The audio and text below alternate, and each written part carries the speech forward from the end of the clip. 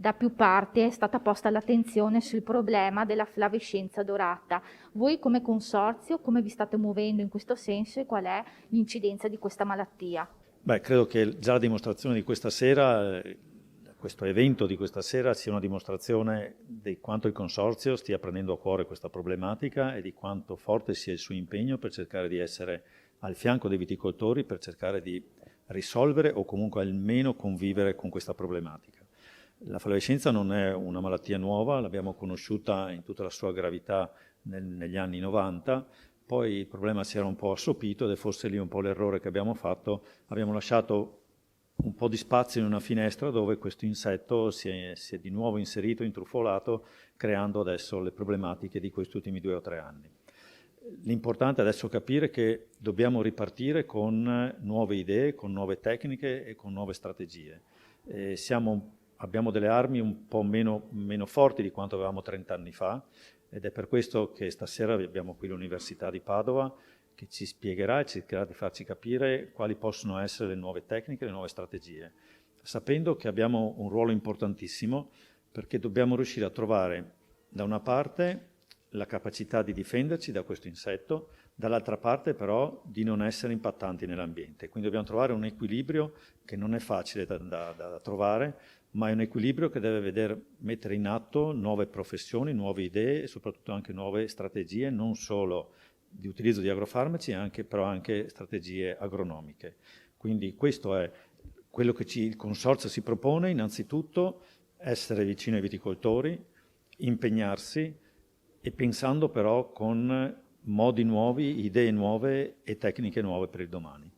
Sul tema della flavescenza dorata è stato sviluppato un vero e proprio progetto. Come è nato e in che cosa consiste? Il progetto è nato perché negli ultimi anni si è notata una recrudescenza della malattia della flavescenza dorata della vite.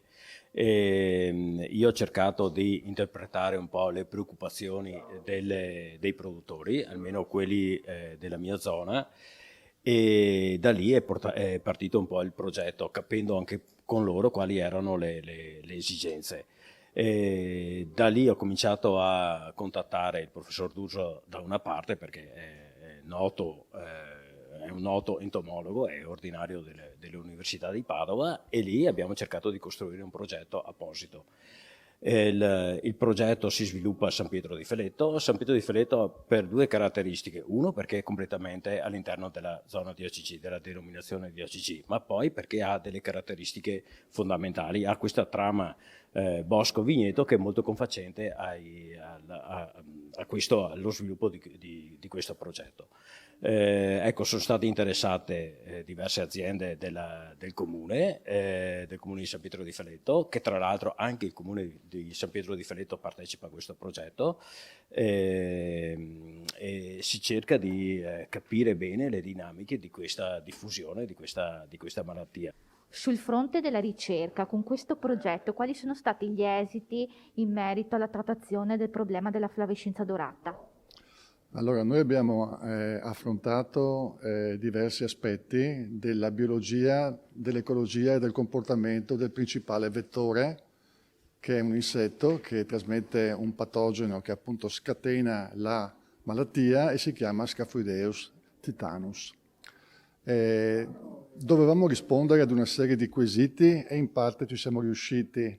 Quanto importante è il ruolo della viticoltura biologica, che non ha mezzi potenti a disposizione per il suo controllo, quanto sono importanti le relazioni tra il bosco e i vigneti, quindi tra le piante spontanee e i vigneti, e quanto invece è importante il monitoraggio a livello territoriale e altre questioni rimaste aperte. La più importante di tutte forse quanto sono efficaci gli insetticidi che abbiamo a disposizione quest'oggi.